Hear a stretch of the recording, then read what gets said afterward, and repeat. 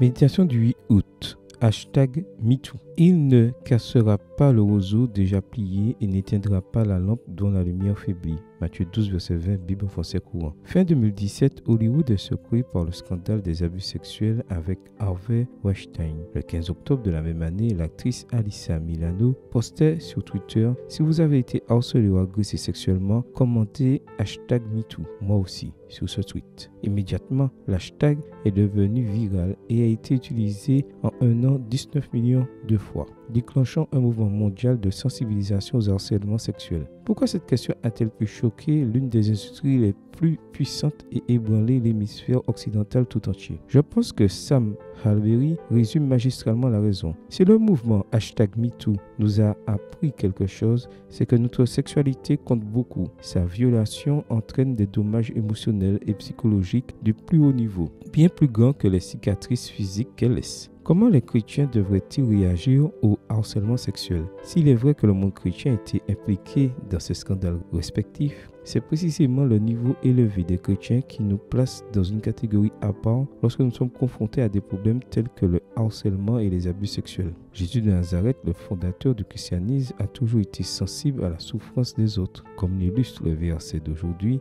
il y a un aspect bien plus profond qui fait que nous les chrétiens nous sentons identifiés aux victimes d'abus. Jésus lui-même a été victime du plus grand abus de l'histoire de notre monde. Il est mort crucifié, il a été humilié et torturé, il a été fouetté, il a été ridiculisé.